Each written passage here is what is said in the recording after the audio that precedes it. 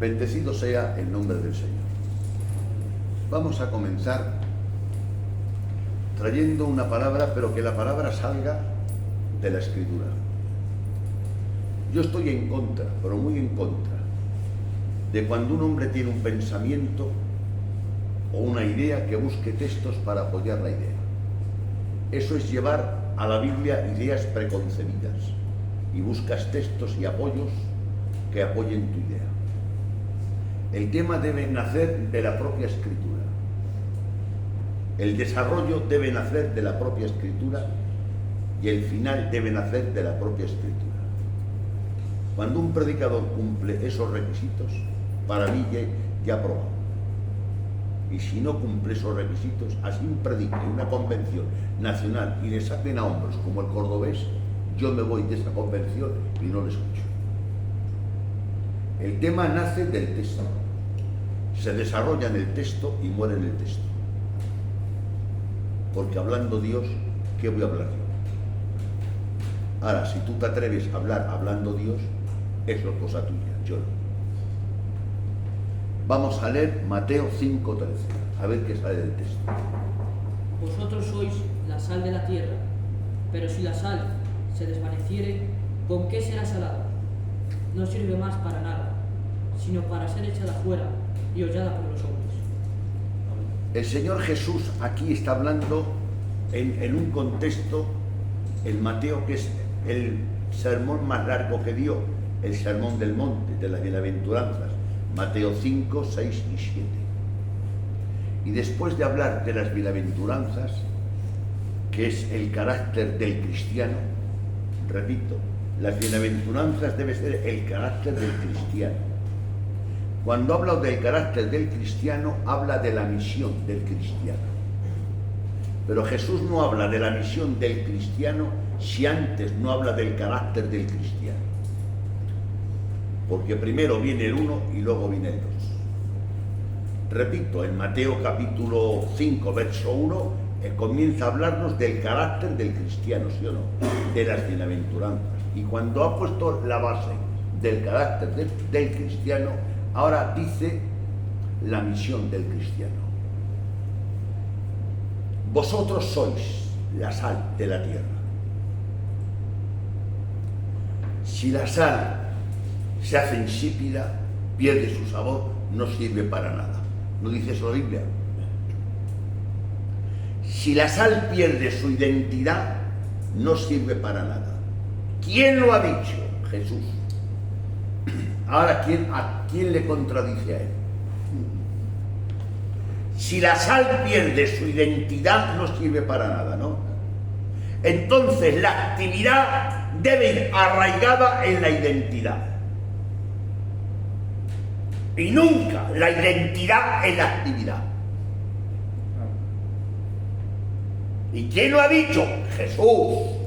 Porque si lo digo yo, pues poco vale. Vosotros sois la sal de la tierra. Si la sal pierde su sabor, si la sal pierde su identidad, no sirve para nada. Sí que sirve para ser tirada, pisada y hollada por los hombres. O sea que la actividad debe nacer de tu actividad. La actividad debe ir arraigada en tu identidad, pero nunca tu identidad en tu actividad. ¿Estamos de acuerdo? Y para eso hemos usado una palabra de Jesús, Mateo 5:13. Ahora vamos a usar una palabra inspirada por Dios, pero por los apóstoles. Hechos capítulo 6, verso 2 y 3. Hechos capítulo 6, versos 2 y 3. Sí. Entonces los 12 convocaron a la multitud de los discípulos y dijeron: no es justo que nosotros dejemos la palabra de Dios para servir a las mesas. Buscad pues, hermanos, de entre vosotros a 7 varones de buen testimonio, llenos del Espíritu Santo y de sabiduría, a quienes encarguemos de este trabajo. Antes de hacer, tienes que ser. Aquí lo pone. Iban a encomendar una tarea a unos hombres, repartir unas limosnas a las viudas y un poco pan. Pero primero los apóstoles dicen, vosotros buscar a hombres, pero con estos requisitos. O sea, antes de hacer tenían que ser, ¿sí o no? Que es lo mismo que Jesús dijo en Mateo 5:13. Si la sal pierde su identidad, no sirve para nada. Entonces, la actividad debe ir arraigada, cimentada, la actividad en la identidad. Y antes de hacer hay que ser. Para un servicio que era, por ejemplo, servir a las mesas, que no era llevar una zona ni llevar una iglesia, no era un servicio sencillo, ¿sí o no? Era un ministerio que nació porque surgió una necesidad. Y para suplir esa necesidad levantaron ese ministerio. El ministerio está para suplir necesidades, no para crearlas o engendrarlas. Bueno. Aclaremos que hay iglesias que por levantar a ciertos ministerios han hipotecado la iglesia para toda la vida. Porque son niños de 20 años, miembros de 4 familias importantes de la iglesia. ¿Qué haces? Han hipotecado la iglesia para toda la vida, el que lo ha levantado. Que Dios nos ayude. Vamos ahora a usar un testimonio de una persona. Hechos capítulo 15, voy muy rápido para intentar dar la mitad de lo que quiero dar. Hechos capítulo 15, verso 36 al 40. Después de algunos días, Pablo dijo a Bernabé, volvamos a visitar a los hermanos en todas las ciudades que hemos anunciado la palabra del Señor, para ver cómo están. Y Bernabé quería llevar consigo a Juan, el que tenía por sobrenombre Marcos. Pero a Pablo no le parecía bien llevar consigo al que se había apartado de ellos desde Panfilia, y no había ido con ellos en la obra. Y hubo tal desacuerdo entre ellos que se separaron el uno del otro. Bernabé, tomando a Marcos, navegó a Chipre, y Pablo, escogiendo a Silas, salió encomendado por los hermanos a la gracia del Señor. Amén. En el primer viaje misionero se unieron 2 águilas reales, que era Bernabé y Pablo. Y entonces dice la Escritura que había un tal Juan Marcos, sobrino de Bernabé, que fue de ayudante de estas 2 águilas reales. Y comienza el viaje misionero. Los viajes misioneros de aquella época no son los de ahora, hermano. Había viajes que duraban 3, 4, 5 años y 6. O sea, no penséis que eran 4 o 6 meses. En uno de los viajes Pablo se tiró 3 años en Corinto, en Efesios años. O sea que un viaje a lo mejor de misionero salías a los 20 años y venías a los 30 años. Que no era un viaje misionero de 4 meses. Y entonces, repito, fue Bernabé, Pablo y Juan Marcos. Juan Marcos se le nombra, la primera vez que se le nombra fue en Hechos capítulo 12, en la Escritura. Pero a mitad de camino, el motivo no lo revela la Biblia. Y donde la Biblia calla, yo debo callar. Harto haré con decir lo que la Biblia dice y no agregar algo a la Biblia. Les deja a los 2 y se vuelve a Jerusalén, a su casa. Y estos 2 hombres siguen su camino. Terminan el viaje de misionero, su primer viaje misionero. En los Hechos narran 3 viajes de Pablo. Y vuelve a Antioquía. Descansan unos meses, no lo sé la cantidad de meses que descansaron. Y dice Pablo a Bernabé, o Bernabé a Pablo, volvamos a dar otro viaje. Y Bernabé dice, llevemos a mi sobrino Juan Marcos. Y dijo Pablo, de ninguna manera. El que nos abandonó en el camino no vuelve conmigo. Eso es porque antes de ser se puso a hacer. Ahí vemos el primer fallo. Y Bernabé, que hace honor a su nombre, que se le llama el Hijo de Consolación, ¿no, hermano? Hace honor a su nombre. Han pasado varios tiempos, porque el viaje misionero a lo mejor duró 2 años o 3, y 4 o 6 meses que llevan parado, pues un hombre en 3 años cambia mucho. lo ha reconocido, ha rectificado, y Bernabé le quiere dar una oportunidad a Marcos. Pero Pablo no ve de Dios darle esa oportunidad, es muy temprano todavía. Según la mente de Pablo, tenía que madurar un poquito más. ¿Quién llevaba razón? No lo sé. La Biblia no lo dice. Pero llegó a tal desacuerdo que la providencia se cumplió, porque no era lógico que dos águilas reales fuesen juntos, con la necesidad que había. Así Dios permitió esto para separarles, porque dos dedos gordos en una mano no pueden estar. Entonces, Bernabé se llevó a Juan Marcos, que era sobrino de él.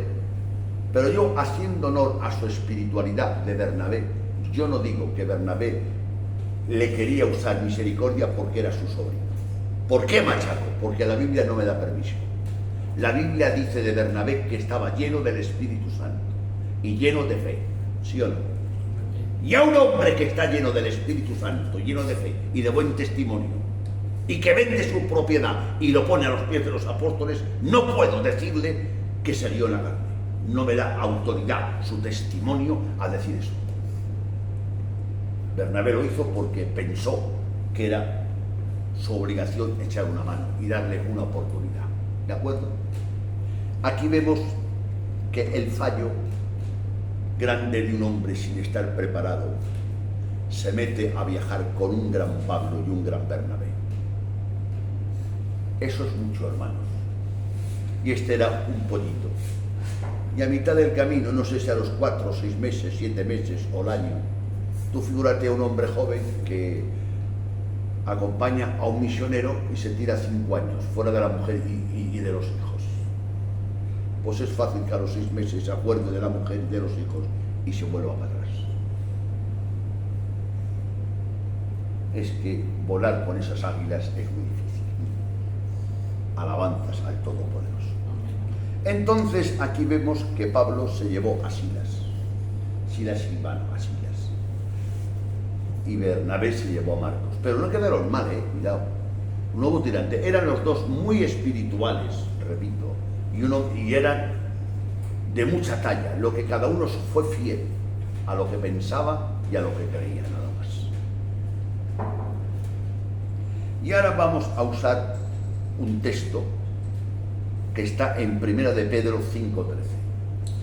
La iglesia que está en Babilonia, elegida juntamente con vosotros, y Marcos mi hijo os saludan. La providencia que sabia es la providencia de Dios. ¿Quién podía restaurar mejor a Juan Marcos que uno que fue restaurado por Jesús? Pedro negó a Jesús y maldijo 3 veces. Y Jesús le restauró. Y aquí dice en 1 de Pedro 5:13, mi hijo Marcos restauró Pedro a Marcos. Has fracasado, has abandonado a los siervos de Dios a mitad del camino. No te preocupes, Dios perdona si te arrepientes y rectifica. Que yo negué a Cristo y maldije su nombre y me miró y lloró, y Dios me dijo: pastorea, pastorea, pastorea mis ovejas. Qué sabio es Dios. ¿Habrá persona más cualificada que Pedro para restaurar a Bernabé, hijo? Si tenía la misma herida que él. Y más Bernabé, mi tío. Juan Marcos, ¿qué diría? Bernabé y Pablo separarse. 2 amigos, 2 hombres de Dios de esa talla, que se entere la obra que se han separado por culpa mía. Que yo soy el causante de la separación. Sería una rosa en la espalda de Marcos, ¿sí o no? Les abandoné. ¿A quién se le ocurre abandonar a 2 hombres tan grandes de Dios, nada más que a mí? ¿Cuántas veces pediría perdón? ¿Cuántas veces lloraría? Y encima, para la postre, uno porque me quiere ayudar se compromete tanto. Bernabé que se separa de Pablo y Pablo de Bernabé. La separación, yo soy el culpable. Antes de hacer tenías que ser, y no lo eras, y fuiste con 2 águilas. gracias a la gracia de Dios, que Dios tiene misericordia y nos restaura. Y ahora surge la pregunta, ¿aprovechó Juan Marcos la oportunidad que le brindó la providencia divina? Porque hay gente que le brindamos gracia por medio de Jesucristo, claro. Le brindamos una oportunidad o dos y no la aprovecha. Ahora vamos a ver. Segunda de Timoteo, capítulo 4, verso 11. Solo Lucas está conmigo. Toma a Marcos y tráele contigo, porque me es útil para el ministerio. ¡Oh, verdad, Juan Marcos, cómo has aprovechado la oportunidad! Se han pasado 20 años y ahora el gran Pablo, el que te negó, el que te cerró la puerta, escribe, tráeme a Marcos, tráemelo, que lo necesito, respetarlo y amarlo. Aprovechó la oportunidad, ¿sí o no? ¡Sí! Si tú y yo hemos tropezado tantas veces en tantas cosas, que algunas la gente sabe y otras la gente no lo sabe. Pero Dios sabe lo que sabe la gente y lo que no sabe la gente. Pero Dios te extiende la mano, te limpia y te perdona, pero te dice que hagas frutos dignos de arrepentimiento. Vamos a ver otro texto. Colosenses 4:10. Aristarco, mi compañero de prisión, os saluda, y Marcos, el sobrino de Bernabé, acerca del cual habéis recibido mandamientos, si fuere a vosotros, recibidle. ¡Recibidme! Ahora Pablo le estaba dando con sus cartas. Ay, Juan Marcos, ¿cómo has aprovechado la oportunidad? ¿Cómo has aprovechado la oportunidad que te dio el apóstol Pedro en el nombre del Señor? Pedro es verdad que maldijo, no hay quien lo niegue que maldijo, pero no hay quien niegue que con sus sombras sanaba a los enfermos.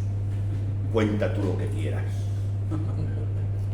Tú puedes contar que Pedro en el mar, en el lago, se hundía. ¿A que sí? ¿A que es verdad? Verdad, no te contradigo, hermano, pero yo te cuento otra versión de Pedro. Andó con Jesús por las aguas. Yo me quedo con la versión que andó con Jesús por las aguas. ¿Sabes por qué los demás no se hundieron en las aguas? Porque no salieron de la barca, porque no se implicaron. Y el que no se implica, pues no pasa las consecuencias, ¿sí o no? Que en una noche de tormenta y oscura,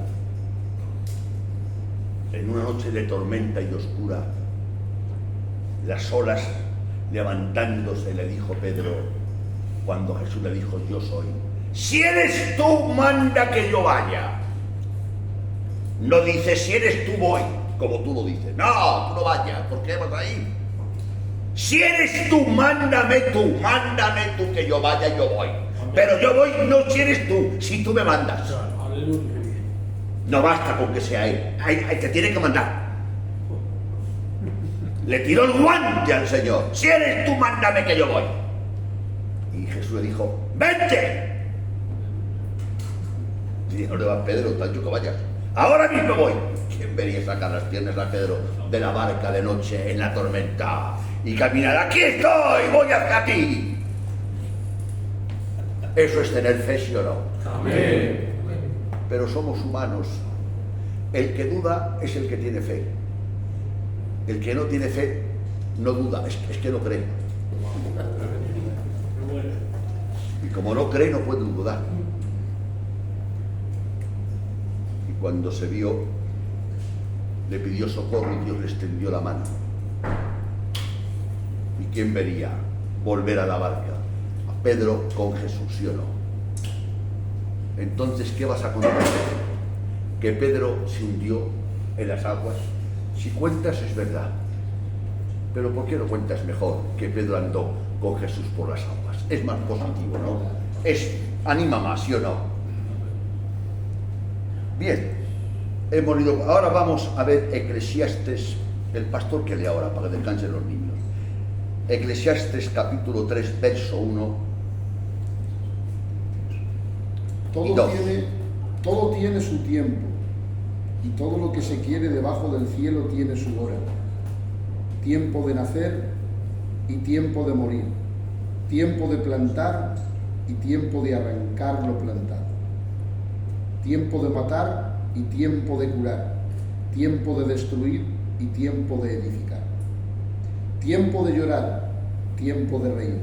Tiempo de endechar y tiempo Ya está, de oír. quédate ahí. Aquí hay un texto que se ha interpretado mal por casi todos. Aquí lo han aplicado, que es parte es verdad, pero el texto no va ahí. En este texto no es verdad. Ahí nos habla de cómo administramos el tiempo. Eso es una confusión más grande que la catedral. Porque dice la Biblia, tiempo de nacer y tiempo de morir. ¿Quién ha escogido de aquí el tiempo, el día que ha nacido? ¿Y quién ha escogido aquí el día que tiene que morir? Ahí habla de la soberanía de Dios, administrando el tiempo. En que es muy inteligente aprovechar el tiempo, pero eso usa otros textos, pero este texto no pega ni con cola. Hay tiempo de nacer y tiempo de morir. Yo no he escogido el día que he nacido, ni escogeré el día que muero. Entonces hay que confiar. Verso 11, 3:11. Todo lo hizo hermoso a su tiempo y ha puesto eternidad en el corazón de ellos, sin que alcance el hombre a entender la obra que ha hecho Dios desde el principio hasta el final. El hombre no alcanzamos ni a entender a Dios ni su obra. Hay que empezar por ahí. Vernos incompetentes. El estudio de Dios es un estudio que no tiene fin. Porque Dios es omnisciente. Y si logras saber todo, serías un segundo Dios, ¿no? Dios es trascendente, omnisciente, omnipotente. Nosotros sabemos la parte que Él ha querido revelarnos. Y aun esa parte que Él ha querido revelarnos por nuestra negligencia de que no somos estudiosos ni la captamos. Hay un tiempo señalado para todo. Hay un tiempo para cada suceso de la vida. Repito, hay un tiempo señalado para todo. Hay un tiempo para cada suceso de la vida. Hay que aceptar la soberanía de Dios. Esencialmente, Dios manda todo lo bueno. Nunca manda malo, solamente bueno porque Dios es bueno. Esencialmente Dios manda todo lo bueno, pero decretivamente Dios permite todo lo malo. Porque si Dios es omnipotente, omnipresente, omnisciente, si todo lo ve y todo lo puede, a ver, dime qué es lo que Él no puede impedir, si Él quiere. Si tú aceptas que Él es omnipotente y que lo sabe todo y que lo ve todo, si quiere Dios no lo puede impedir. Ahora, ¿y por qué no lo impide? Eso yo no lo sé. Yo no lo sé porque Dios no sana a mi hijo de los ojos, que lo tengo ciego, no lo sé.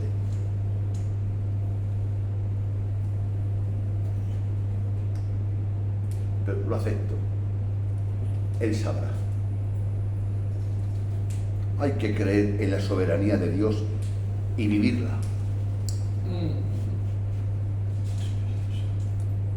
Porque una cosa es creer la Biblia y otra cosa es vivir la Biblia.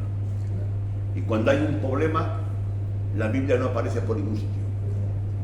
Aparecen mis derechos, mis razones y el porqué. No digas el porqué, di para qué. Vamos a seguir leyendo. Hay que tener una sumisión activa. Sumisión activa, no activa sumisión. La activa sumisión es falsa, ¿sabes?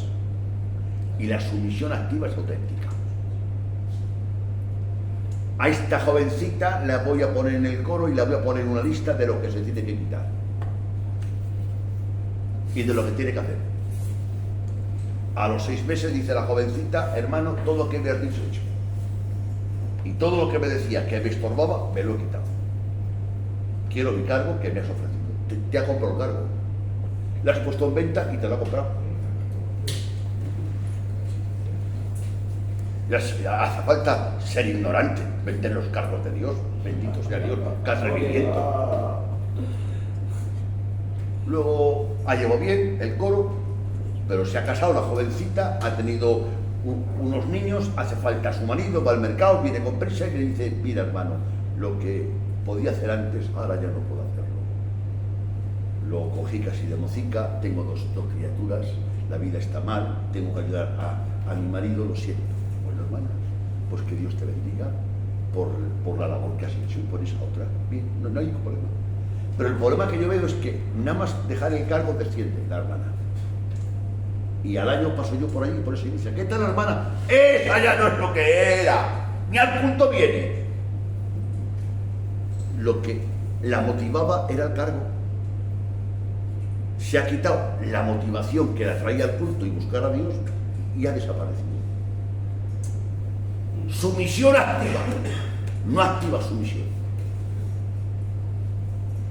Si a un predicador, por circunstancias de la vida, hay algo y hay que quitarlo, un añito o año y medio, el cuerpo ministerial ve prudente que haga un stop en su ministerio y lo tienen un año o año y medio parado. Y pregunto por él, ¿qué tal? Bueno, ahí está, pues ya no es como antes. Se le nota, cobra menos, lee menos, busca menos. Ese replicante ya empieza a flaquear. Eso que lleva año y medio, si llevase como yo 42 años, ya no aparecía por culto.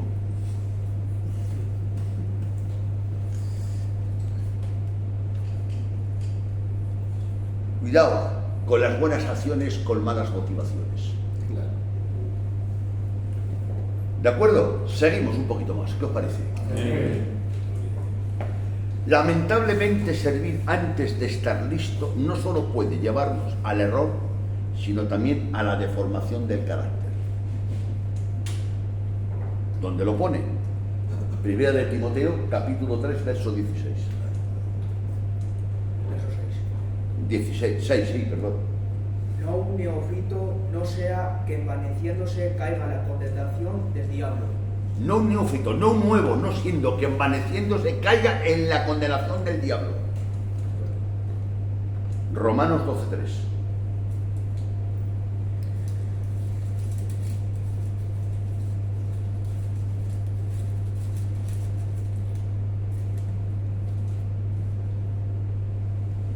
Digo pues, por la gracia que me es dada, a la cual que está entre vosotros, que no tenga más alto concepto de sí que el que debe tener, sino que piense de sí con cordura, conforme a la medida de fe que Dios repartió a cada uno.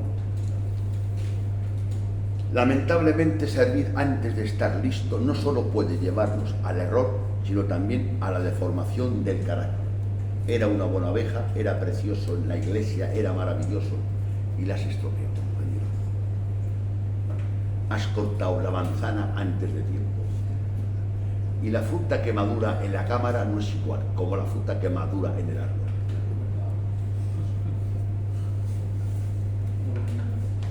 Has deformado su carácter, la has estropeado. Que el Señor nos ayude a todos. Y seguimos despacito. Efesios 5:16. Aprovechando bien el tiempo, porque los días son malos. Hacer uso juicioso del tiempo es crucial. Repito, hacer uso juicioso del tiempo es crucial, debido a dos cosas: a la brevedad del tiempo y a la maldad que hay, ¿sí o no? Hay una brevedad de tiempo muy corta, hermanos. Si comparamos la vida debajo del sol con la eternidad que es, la Biblia dice es como el día de ayer. Anda, vete a buscar el día de ayer, a ver si lo encuentras. La existencia en esta tierra es como una chispa, ¿no dice eso, Job? sea, son cosas temporales. Entonces Pablo dice, haced uso juicioso del tiempo. ¿Por qué, Pablo? Esto es crucial debido a la abundancia del mal y a la brevedad del tiempo. Que Dios nos ayude. Tiempo es vida, hermano. Yo voy al cementerio y las lápidas pone, aquí murió a los 30, a los 40, a los 50, a los 60, ¿sí o no? Tiempo es vida. Y decir que das la vida a Dios y no das el tiempo es una mentira más grande que Valladolid. Si tiempo es vida y no le das el tiempo, ¿qué vida le das? Que Dios nos ayude a todos. Hay textos que dicen redimir el tiempo. La palabra redimir el tiempo es muy bonita, tiene una historia esa palabra. A los presos que antes le metían presos tardos, les echaban a lo mejor 8 o 10 años, largo de condena. Y decían los amigos, si trabajas de balde sin cobrar, por cada día que trabajes, cada 2 años te se cuenta como 3 que llevas en la cárcel. Redimían el tiempo. Y en vez de estar 7 años en la cárcel, estaba 4. Y aceptaba. Estaba redimiendo el tiempo con su trabajo. Bendecido sea el nombre del Señor. Hay una palabra que quisiera hablaros ahora. Coge tu Marcos. En el texto de Efesios 16 que Pablo dice que cuidemos el tiempo, la palabra viene porque hay una palabra griega, y ahora dejo que me dictono, me compro un ordenador y con estos niños me meto en el griego, que me estoy volviendo loco, y pone 2 términos para hablar de tiempo: cronos y kairos. Cronos es el tiempo del reloj y del calendario, y kairos es el tiempo de Dios. Pero es que el tiempo de Dios, para Dios, 1000 años es un día, y un día es 1000 años. Ahí es el problema que hay. Entonces el kairos significa un momento, un periodo especial, apropiado. Es como una ventana abierta de oportunidades para poder hacer cosas. A mí me toca la primitiva mañana y me puedo comprar un chalet, pero no puedo volver a los 20 años. Y una cosa que no tiene precio, ¿cómo la apreciamos tampoco? Y ahora hay un testimonio en la Biblia que nos revela eso. ¿Y quién nos puede revelar? Pues el que más sabe, Jesucristo, claro. Marcos 14, 6, 9. Pero Jesús dijo, dejadla, ¿por qué la molestáis? Buena obra me ha hecho. Siempre tendréis a los pobres con vosotros, y cuando queráis les podréis hacer bien, pero a mí no siempre me tendréis. Está hecho lo que podía, porque se ha anticipado a ungir mi cuerpo para la sepultura. De cierto os digo que donde quiera que se predique este evangelio, en todo el mundo, también se contará lo que está hecho para memoria de ella. Esta era María, la hermana de Lázaro, no la pecadora de Lucas, Estaba siempre a los pies de Cristo, escuchándole. Y Jesús ya había anunciado 3 veces que iba a morir. Y detectó algo. Y tenía un perfume tan caro, tan caro, tan caro, en la época de la crisis, que valía 300 denarios. Pues yo le digo, pues hombre, ábrelo y échale un poquito. Pero es que ella dice que a Dios no le puede dar un poquito. Se fue y a los pies de Jesús lo rompió él. Y ofreció el frasco, el perfume. Y los apóstoles, ¿sabes qué hicieron? Comenzaron a meterse con ella y a criticarla. Unos con el pensamiento y otros con las palabras. Y Jesús la tuvo que defender a esta mujer de los apóstoles, a la tierra de Pegues. O sea, Jesucristo defiende a esta mujer de los apóstoles. Señor, guárdame de tus siervos. como a esta mujer guardaste. Esta lo ha hecho. Y dijo, dejadla, no la molestéis. Jesús no miente. Se dice que no la molestes, es que la estaban molestando. No la molestéis. Esta se ha anticipado para ungir mi cuerpo para la sepultura. Las demás fueron a ungir el cuerpo de Cristo, pero ya estaba enterrado, no llegaron a tiempo. Esta llegó a tiempo. Y dijo una palabra que es clave. A los pobres siempre tendréis con vosotros, pero a mí no siempre me tendréis. Hay obras que puedes hacerlas cuando quieras, pero hay obras que solamente las haces cuando la providencia te pone eso en la mano, ¿sí o no? Las obras que puedes hacer cualquier día dejarás, pero las obras que solamente o las haces hoy o ya no las haces. Hay que dar preferencia a las obras, ¿sí o no? Estas. A los pobres siempre tendréis con vosotros, pero a mí no siempre me tendréis. Siempre habrá un pobre que le puedas dar para comer, pero a Jesús no siempre estaba con ellos, ¿de acuerdo? Entonces hay que dar preferencia a las obras que se brindan una vez solo, y como las dejes marchar ya no vuelven a pasar. Y hay otras obras. Yo, para hacerlo más, si no parece ser muy espiritual, mis mujeres y yo estamos ahorrando para un mueble. Y ahora estamos en casa y le digo, compañera, me he enterado que el obrero fulano deja la iglesia y lo está bendiciendo Dios por la economía. ¿Qué te parece si el mueble lo compramos para el año que viene? Y estos 20.000 duricos para el mueble bar los cogemos y vamos en busca de él y se los damos. Y le decimos que no deje la iglesia, que le pagamos la casica 2 meses y que siga pastoreando. ¿Qué más te da comprar el mueble del comedor este año que para otro año? Hay obras que puedes hacerlas cuando quieras, ¿sí o no? Pero hay obras que no puedes hacerlas cuando quieras. Es cuando la providencia de Dios te la pone en la mano.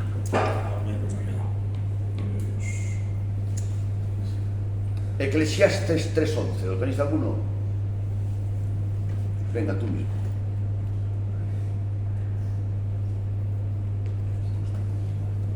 Eclesiastes 3:11. Sí.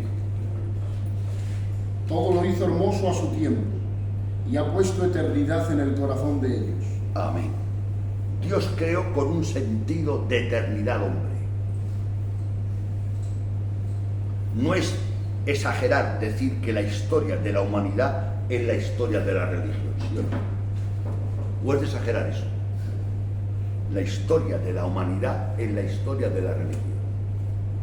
Abres la Biblia en el Génesis y te aparece que creó Dios los cielos y la tierra, el hombre pecó. La historia de la humanidad es la historia de la religión. Y dice la Biblia, todo lo hizo hermoso, todo lo hizo hermoso. Y cuando dice todo es todo. Y puso eternidad en el corazón del hombre, inmortalidad, la imagen de Dios, en otras palabras, que es el entendimiento y la conciencia, la moral. Y a lo largo de toda la historia, el malo y el bueno, cuando tiene una fatiga, mira al cielo. ¿Has visto algún perro o algún gato mirar al cielo cuando tiene fatigas? El hombre se ha inclinado a mirar hacia el cielo. ¿Quién se lo ha dicho? Nada. Se desprende de la imagen de Dios en el hombre. Porque el pecado estropeó la imagen de Dios en el hombre, pero no la quitó, la estropeó. Y en el hombre peor que veas, cuando tiene una fatiga, dice, ay Dios mío, ay Dios mío, ay Dios mío, ayúdanos Dios mío, miramos al cielo. ¿Por qué? Porque ha puesto sentido de eternidad en el corazón. Y cuando hablamos de algún ser querido, ¿qué decimos? Que Dios lo tenga en su santa gloria. Pero no lo decimos ahora porque somos aleluya, lo hemos dicho toda la vida, ¿sí o no? Había un sentido de eternidad en el corazón del hombre. Imperfecto, tarao por el pecado, bueno. Por eso viene el Evangelio y el Espíritu Santo a restaurar la moneda dañada y estropeada. Hay una moneda que te dice un antiguario, está estropeada, pero es del siglo fulano. El que esté estropeada no le quita de ser del siglo fulano, ¿sí o no? Es del siglo XVI, pero está estropeada. ¿De acuerdo? ¿Está estropeada? Sí, pero es del siglo XVI, ¿sí o no? Sí. A las dos digo sí. Que está estropeada, pero es del siglo XVI, ¿sí o no? La antigüedad de la moneda no se la quita, el estar estropeada. Le quita un poco de valor al estar estropeada, vale menos. Pero vale dinero por la época. Ha puesto, a lo largo de la historia los seres miran hacia arriba, porque no pueden vivir con el dolor que nada tenga sentido. ¿Se puede vivir con el dolor que nada tenga sentido? No estás aquí por casualidad, no estás aquí por accidente, estás aquí porque Dios te ha creado. Eres una criatura de Dios. Es que es una agonía, Emilio, pensar que nada tiene sentido. Y yo no veo sentido a la vida sin Dios. Amén. El que da sentido a la vida es Dios. El que da color a la vida es Dios. Por eso Él dijo, yo soy la vida. Y la vida era la luz de los hombres. La luz es la manifestación de la vida. Hay una luz que es la manifestación de la información. Cuidado, no la confundáis. Que uno que tenga buena memoria lee libros y tiene buena memoria y da luz, informa. Esa es la luz de la información. Pero vida es la que dio Jesús. Era una luz que nacía de la vida que Él tenía. Por eso había una diferencia con los fariseos. Este no predica como los fariseos, porque los fariseos tenían luz de información, pero Él tenía luz de vida. Dios me ayude a tener luz de vida y no luz de información. Filipenses 1, 21, 22. Ya falta menos, hermanos. Filipenses capítulo 1, verso 21 y 22. Porque para mí el vivir es Cristo y el morir es ganancia. Mas si el vivir en la carne resulta para mí en beneficio de la obra, no sé entonces qué escoger. Sí. Porque de ambas cosas estoy puesto en estrecho, teniendo deseo de partir y estar con Cristo, lo cual es muchísimo mejor. Pero quedar en la carne es más necesario por causa de vosotros. O sea, Pablo no se quería morir porque quería primero cumplir el propósito que Dios le había creado. Y no puedo saltarme el texto de Hechos 13, lo tienes tú. Cítalo, ¿cuál texto es? Dilo un alto. En verdad, David, después de servir a su propia generación conforme al propósito de Dios, murió. Fue sepultado con sus antepasados y su cuerpo sufrió la corrupción. De verdad, David, antes de morir, cumplió el propósito de Dios.